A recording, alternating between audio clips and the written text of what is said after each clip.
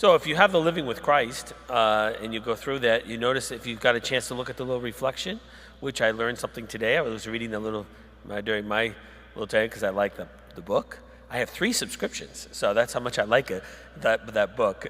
Use them in different places, right? So, but the idea is that this is considered kind of summer Christmas. If you saw it in the book, it says summer Christmas because it's 6 months till Christmas. So you get your shopping done. You got 6 months left because it is June 24th. It'd be Christmas Eve 6 months from now. And the idea is that now, before that happens, John the Baptist is proclaimed to birth 6 months earlier than Jesus. So 6 months older. But I never heard of summer Christmas. But it was the idea that, a big celebration and a feast day of today in the church. Like I mentioned, it was a holy day of obligation. But what's for clear is that with the birth of John the Baptist, how does the church see this? And this coming of John the Baptist is that a change is coming. A change is right before us. John the Baptist was part of the old covenant, the old guard, one of the prophets. He's said is that he's the last of all the prophets.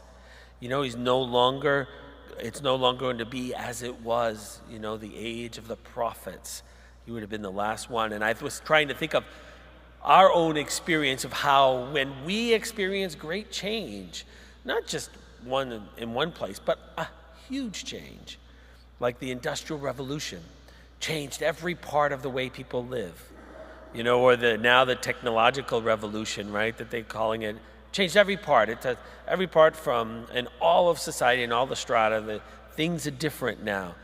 And, it didn't change just one thing in society, maybe, but all. It's like we just live a different way now. And John's announcing that a new change is coming. Then 2,000 years has been affected by this change. And it affected all of part of life, art and history and government and all of the different kinds of the education. It really just affected all of history. And God kind of was making a change. But I want to just show you how different God does when he makes changes. It's very clear that though something new is coming with the John the Baptist in that time, it's always connected to what had come already. In other words, God is very consistent in the way he works. And so we say that change is never a rupture from the past, but an organic growth to something new. So it's not ruptured from the past. And that's very important because people even say, the church needs to change. And I'm like, the church will always be part of a conversion and change as it addresses new society, but it will always come and flow from an organic change, not a rupture. We always use the idea of like a seed. A seed changes to roots, and then change to stems, that change to a flower, but it's still the same. Still the same, and it's got all the potential of what it was found, what it is now found in the beginning, not a rupture. And I think I love that kind of seeing organic change that way. Especially when we deal with the church, is that we're going to be very faithful to the seeds of faith, even as we look forward to how that seed kind of flowers in a new generation. Very important, and that's what we see with John the Baptist, because we know things have changed. He's the last prophet, and now we will have the one who is priest, prophet, and king come, sort of the flower of all of the prophets that have come before him, and he's in line with those.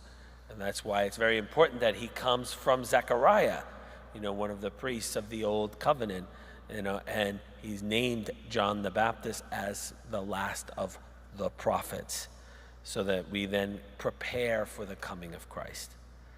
May that be true in all aspects, of our life in terms of how we see God, the threads of God working in the seeds of today that will then eventually plant into something of the future.